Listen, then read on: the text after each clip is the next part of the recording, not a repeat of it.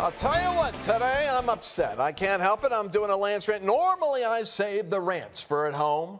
You know, I feel like, well, I'm at home and people will make allowance for me kind of, losing it at home. The guy's a little nutty, cameras up in the air, these weird angles. But no, I'm in the studio. I just got done doing a war room with Ben Harnwell and David Bratt, filling in for Steve Bannon, who's locked up in prison because of this imperial Roman government that's almost ready to launch the imperial persecution if Kamala Harris is put in office. Now, did I tell you about my conversation with an ABC News affiliate down there in Pittsburgh where we had J.D. Vance was going to be appearing, doing a, what do they call it? What's it called again? Town hall. And, they freaked out. J.D. Vance speaks at event hosted by Apostle who accused Kamala of witchcraft. That's one newspaper article.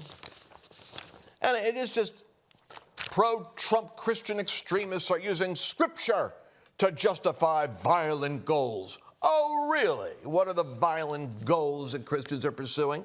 Extremism researchers warn of the menace embedded in Christian nationalist rhetoric. I tell you what, I'm getting irritated. This is the Washington Post. You know what their slogan is? Democracy dies in darkness. Democracy dies at the Washington Post. I'm fed up with it. I'm fed up with the fact that we don't have a single response mechanism. When the Nazis try to turn the nation against the Jews, we don't really have an equivalent vehicle like the New York Times or the Washington Post or the Huffington Post. And like Trump says, hey, they're coming after me. What is the saying? But they really want to come to you, but they got to get through me. Well, that's what people like me are. We're like the speed bump. Boom, they got to go over us in order to get to you. But they have these weird, and they create, let me tell you how the left works. They create fictitious scholastic think tanks. They prop up pseudo-scholars, and they throw the word scholar and think tank and center and research in order to psychologically manipulate the reader into thinking that there's some kind of a superior intellectual data gathering going on here. Objective science is what it's called. Well, let me give you the names of these organizations. They're so freakish. They're almost like out of a Naked Gun episode. Armed Conflict Location and Event Project. No, wait. Catch it. Who would come up with a name like this? I wonder what the acronym is. It's probably Armpit. Anyway, there's Armed Conflict Location and Event Data Project, a global conflict monitoring group where white supremacist groups are staging pop-up appearances in various parts of the country. Oh, white supremacist groups. Yeah, right. Well, that's why we have so many black white supremacists and Hispanic white supremacists and Asian white supremacists. Meanwhile, Cheon is vilified. The Korean white supremacists, working alongside of Martin Luther King's niece. I'm telling you something. Imelda Marcos's closet had a lot of shoes, and the left has a lot of wacky people. Why those two things went in my head right there, I don't know. Oh, here's another one, the Southern Poverty Law Center. It's neither Southern nor is it poverty. It's funded by a bunch of millionaires. Neither does it deal with law. It's all about slandering and creating heat maps of Christian organizations and selling it as though the Southern Poverty Law Center is focused on the poor in the South and the battle of segregation and lies. It's like grape nuts. Grape nuts. You ever had grape nuts? It's neither grapes nor nuts. That's the Southern Poverty Law Center.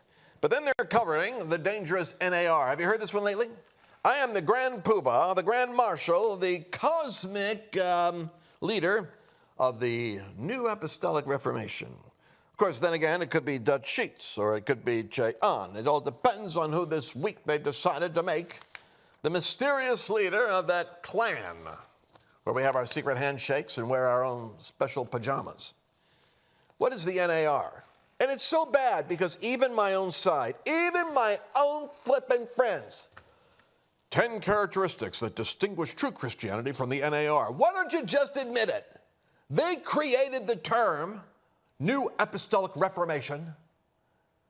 It's like in order to, like Christian white supremacists, Christian nationalists, dominionists, they come up with the language, splat you with it, and then you're trying to, I'm not like that. No, I'm not a pedophile. No, I'm not. I'm homophobic. Oh, no, I'm not a misogynist. And it doesn't work when you do that. I'm not. It makes you sound like you're being defensive of it. Well, to what degree are you actually a pedophile? And such is the nature of Satan, that grand accuser, that grand master of accusation, that sublime sultan of slime. I'm worked up today, people. And well, I should be. Christian nationalists are skilled at plucking scripture out of context to justify intolerant or conspiratorial beliefs. Literalist readings that can be used to persuade worshipers that violence is biblically sound. Oh, yes, violence is biblically sound. And therefore, if at any point in time you come into this context of justifying intolerant conspiratorial beliefs through the skillful plucking of scripture, like Elijah at Mount Carmel, calling down fire from heaven, we should clarify that if fire does come down from heaven, it isn't because we called it down. It's maybe because God sent it, but we didn't ask for it. Well, or maybe we asked for it, but we didn't do anything. We just pray. Speaking of Jezebel, because I got so much grief over referring to Kamala Harris as Jezebel. Did you watch what she just did, by the way, that rally? At the recent rally where somebody else, she's talking about abortion, which is the sacrament of the new religion on the left. By the way, they have their own priesthood and they have their own religion. They have their own blasphemy laws. If you don't make the right confession, you could be excommunicated. I mean, I get knocked off and suppressed constantly off of social media because I don't honor the binary language of the woke crowd on gender. Anyway, Christian nationalists. So this guy yells out, Jesus is Lord, or something like that, at a rally when she's going off on abortion, like Christ is king, and just brings up Jesus in the conversation. And she wittily, but stupidly, revealed her Caligula-like tendencies and says, you're at the wrong rally. Oh, you guys are at the wrong rally.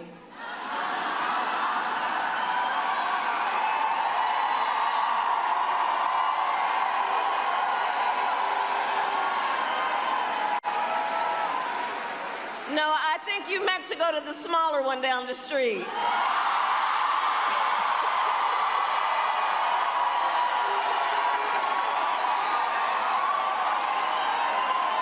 Come on.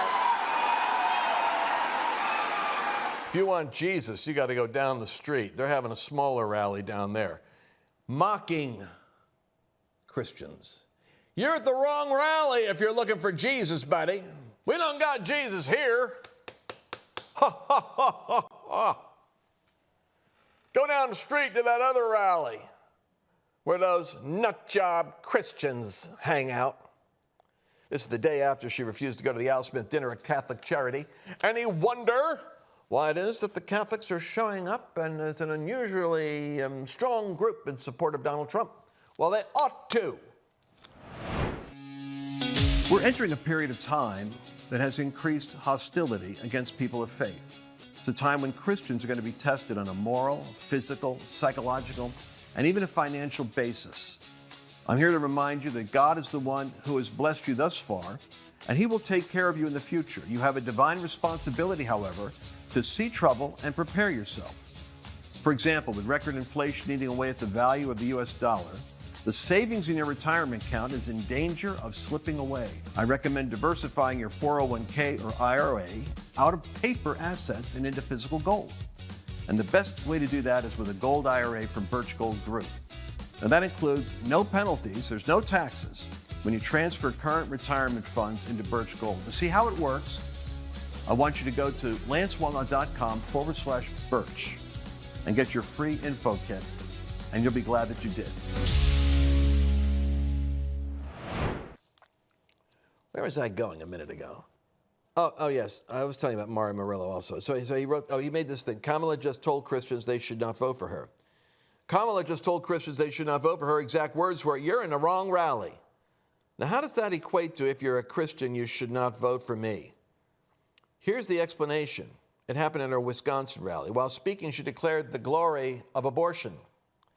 The crowd, which had been subdued till then, began cheering wildly in favor of the sacrament of, I guess it's like, the human sacrifice to the gods of Baal, killing babies. When the cheers died down, one lone voice in the crowd shouted, "Jesus is Lord."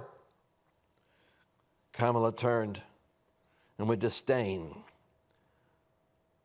told the man, "You are in the wrong rally." The man said nothing against abortion. The man wore nothing MAGA. The only thing she knew was that he was a Christian. The crowd cheered again, apparently thrilled to know Christians are not welcome among us.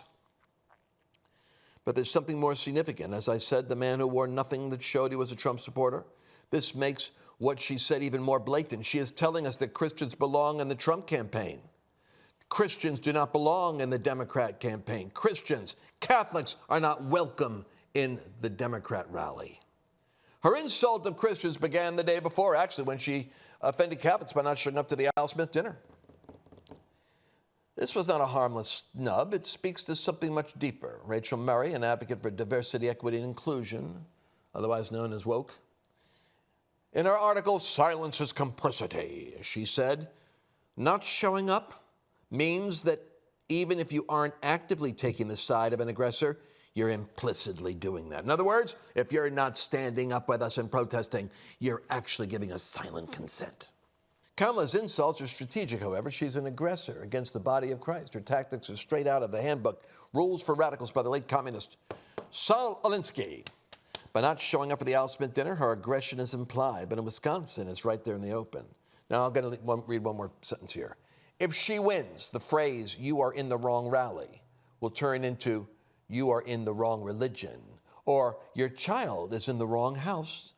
You are the wrong parents for the child seeking transing," and many other things that are suddenly wrong in the imperial Roman government of Caligula. Well, the NAR, New Apostolic Reformation, which doesn't exist, has been cited. It's kind of like Bigfoot. Doesn't exist, but I'm going to write an article now about 5 things that you should know that distinguish real Bigfoot from wrong Bigfoot.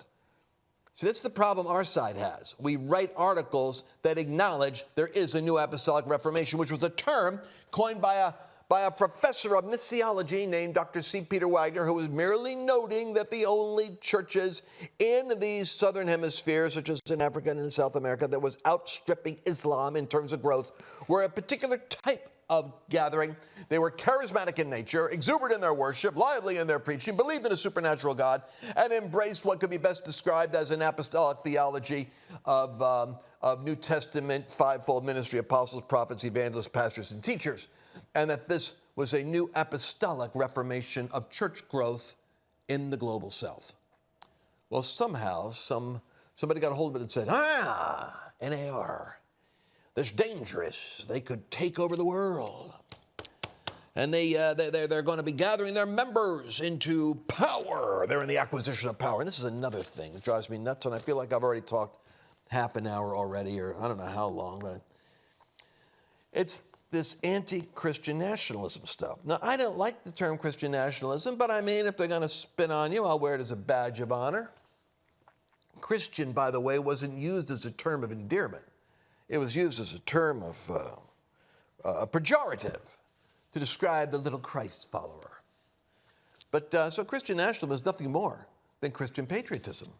Christian nationalism is a follower of Jesus who is patriotic and loves his nation and believes that blessed is the nation whose God is the Lord, and is trying to preserve America from being taken out by the godless Marxists that wants government to be God. Government will give you the right to speak. Government gives you freedom of speech as a gift, Biden said.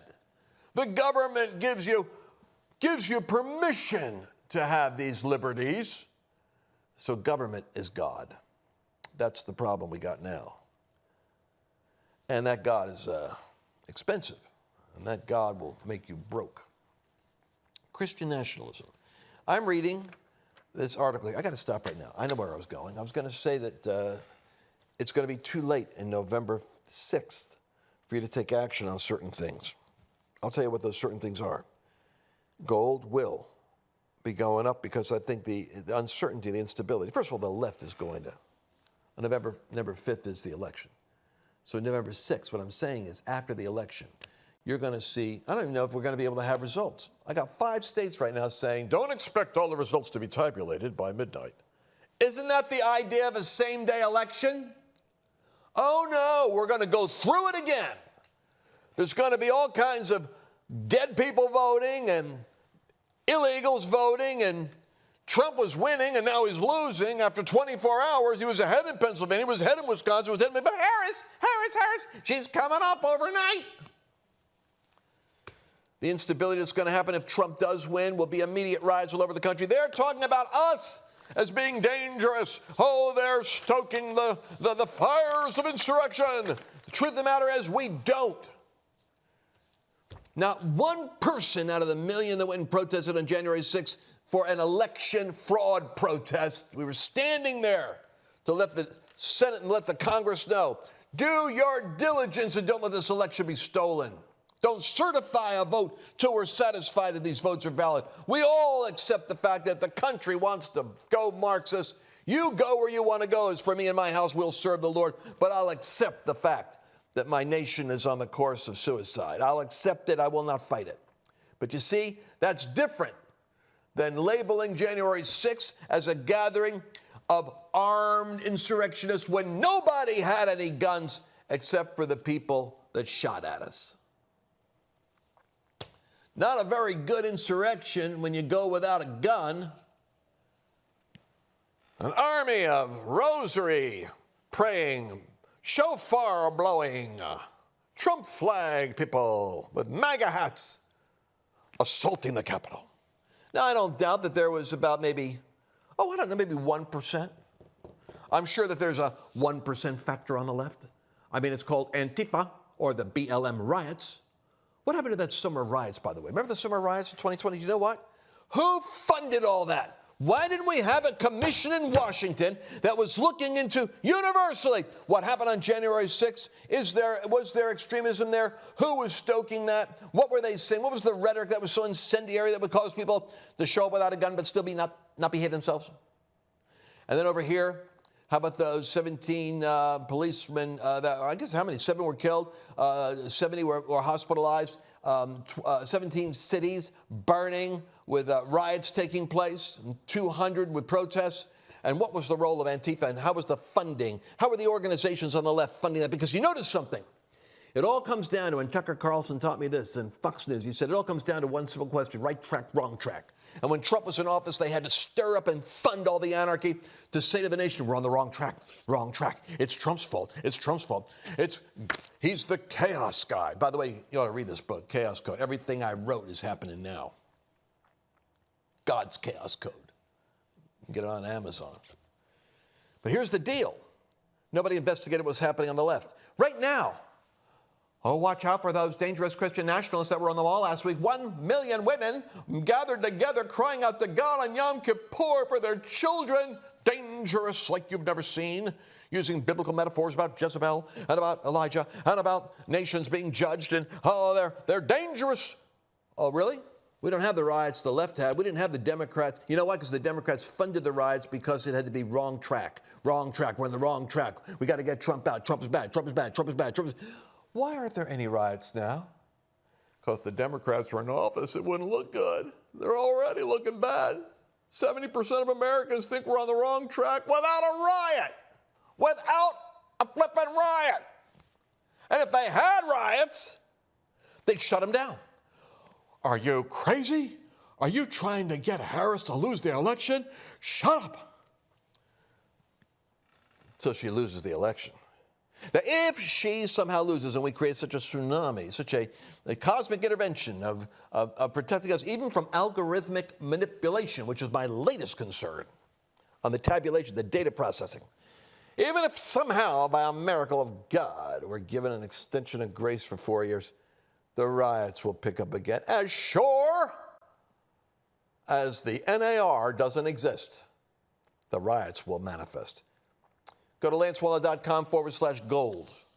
Go now. Go now, because if you go now, you can ride that gold as it goes up, up, up, because the American economy is going to suffer a big setback because confidence in the stability of America is about to shake.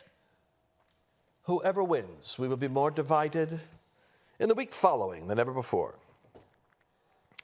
But I will keep you sane because my rant is informed, it's accurate, it's prophetically prescient, it's predictive, it's pungent.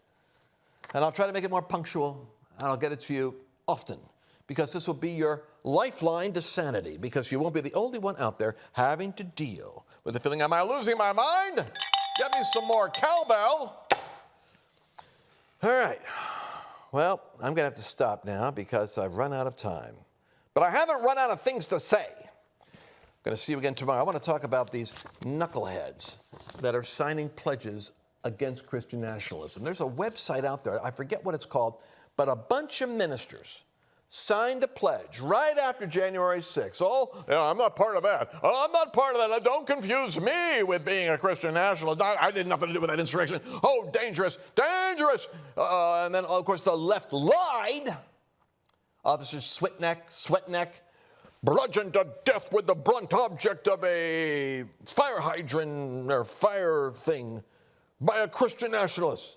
Oh, the articles went out. Oh, this is inexcusable. We will not, Christians can't tolerate this kind of thing. There was no retraction made, by the way, I've noticed, by those writers of those blogs that described Christian nationalism as the great boogeyman responsible for January 6th debacle, death, and violence.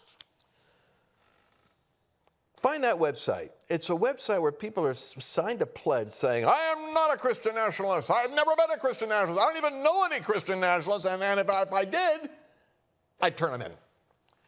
Well, I'm probably exaggerating. I didn't actually read what they wrote. I just know that everybody that wanted to distance himself from the mud splatter of January 6th, boom, went there.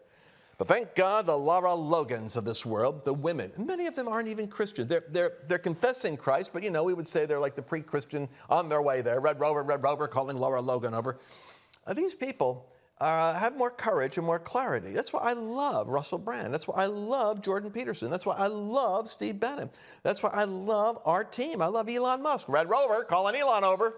We have got a winning team, people. I'm excited about the future.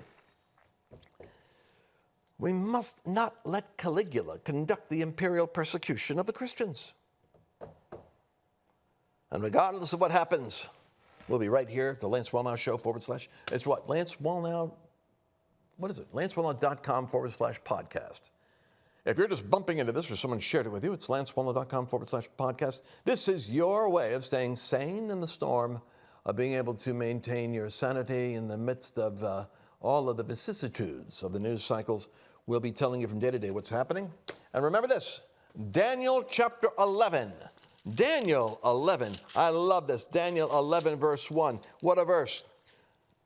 Gabriel, the archangel, comes with a sword drawn, his armor dented, the steam coming off of him from a conflict with the principalities of Persia.